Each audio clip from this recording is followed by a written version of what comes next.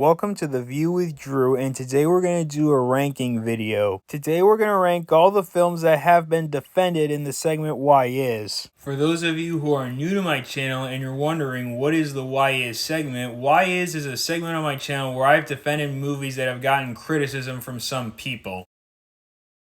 The Expendables trilogy is a trilogy that, while not amazing, shouldn't get trashed on that much. These aren't the kind of movies that you should expect Shakespeare from. These are just cheesy action movies that you sit down, watch, have fun while eating popcorn. The filmmakers of these movies weren't trying to make Oscar-worthy movies, they were just trying to make these movies entertaining. When you have a scene in the second movie where Bruce Willis and Schwarzenegger quote lines from Die Hard and Terminator, you should know what kind of movie you're getting into. Fast and Furious 5, 6, 7, and 8 are movies that, similar to The Expendables, you shouldn't expect Oscar-worthy material from. These are just big, ridiculous, over-the-top action movies that are self-aware of what they are. Like I said in my Fast and Furious video, aside from Paul Walker, you have other actors who are entertaining, but they're not exactly amazing. However, the send-off to Paul Walker in Furious 7 was perfectly done. The Punisher 2004 is a very enjoyable comic book movie. While the movie isn't perfect, it is better than people give it credit for. Thomas Jane is really good as Frank Castle. He gives the best performance in the entire movie. John Travolta also relishes his role as Howard Saint, the main villain. The movie also has a really good soundtrack and fun action scenes. Daredevil 2003 is a comic book movie that gets way too much hate. The movie has some dated special effects. The playground fight scene could have been removed, but other than that, Daredevil is a solid movie. Ben Affleck gives a really good performance as Daredevil. Colin Farrell looks to be having a blast as Bullseye. Let's also not forget the late Michael Clarke Duncan was fantastic as Kingpin.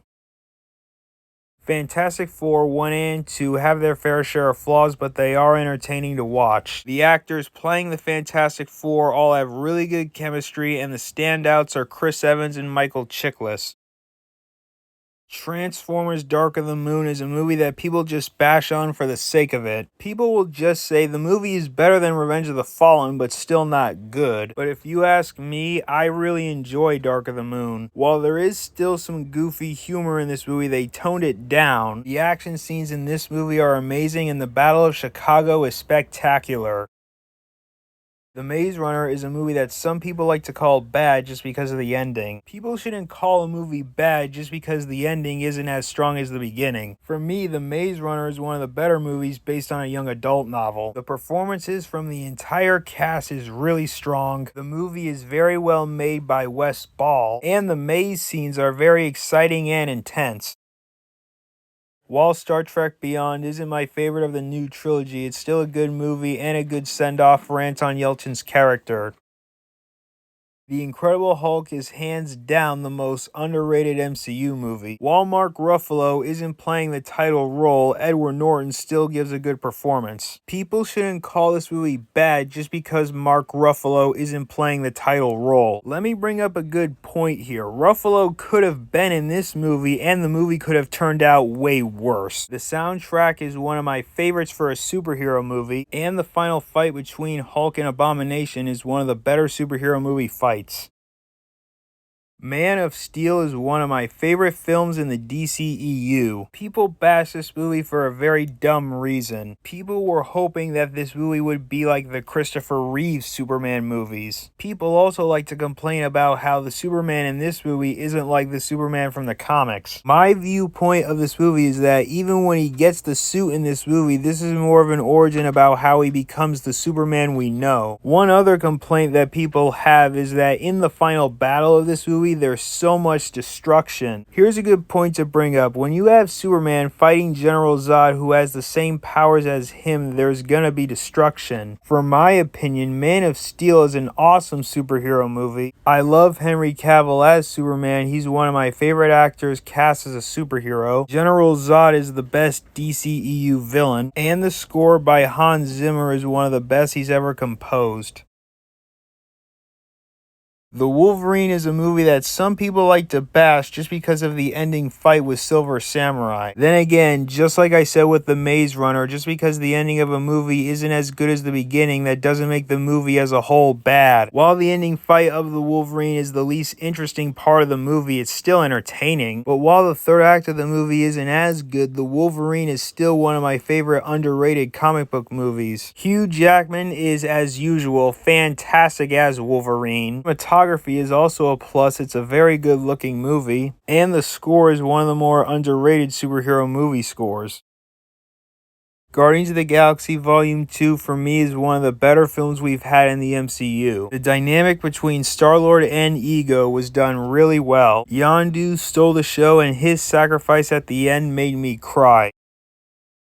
Live Free or Die Hard is a movie that people just like to bash because of the PG-13 rating, which is a really stupid complaint. The rating on a film doesn't matter. What does matter is the film, the acting, the directing, the story. Because what's the point of calling this movie bad because of the PG-13 rating if Die Hard 5 goes back to rated R and turns out terrible? Live Free or Die Hard has a lot of good things in it, and it does a lot of things really, really right. Everyone in this movie all give really good performances. The action scenes are incredible and very well done by Len Wiseman. Bruce Willis and Justin Long have good banter with each other. Justin Long is good as a sidekick, and he isn't annoying. This movie also maintains the John McClane character much better than Die Hard 5 did. Live Free or Die Hard isn't my favorite Die Hard movie, but out of all the Die Hard movies, it's in third place for me. Star Trek 2009 is one of my favorite movie reboots. This movie did a really good job of bringing the franchise back. Without comparing the new cast to the original cast, the new cast all gave really good performances. Star Trek Into Darkness is my favorite of the new Star Trek trilogy. There were very good dramatic moments, and of course Benedict Cumberbatch gives one of my favorite performances of his as the villain. Spider-Man is a movie that some people like to trash on for being goofy and cheesy. However, Sam Raimi was basing these movies on the 1960s Spider-Man comics, which means people who have read the 1960 comics have said they're cheesy and goofy. My point is, Sam Raimi was going for the goofiness. The first Sam Raimi Spider-Man is a cheesy movie, but you know what? It's one of my favorite superhero movies. This movie does a really good job of setting up this universe. The performances are all good, but the standouts are Willem Dafoe as Green Goblin and J.K. Simmons as J. Jonah Jameson. Let's also not forget the score by Danny Elfman, which is easily the best Spider-Man theme. People only bash The Dark Knight Rises because they say it isn't as good as The Dark Knight. People also like to complain about how Bane in this movie isn't comic accurate. Let's not forget, people like to complain about how the scene where Talia al Ghul dies was just horrible and cringy. For one, Christopher Nolan was setting up this world as a world that is very gritty and realistic. Since he wasn't trying to make Bane comic accurate, he was trying to make a realistic version of Bane. Second, while the scene where Talia al Ghul dies was bad acting from the actress, it only lasted for about a second or two. Third, just because a movie isn't as good as its predecessor, that doesn't make the movie bad in general. The Dark Knight Rises is a very good movie, and it's a good ending to the trilogy. Tom Hardy's performance as Bane is my favorite performance he's ever given. While this movie isn't as good as The Dark Knight, it's still not bad.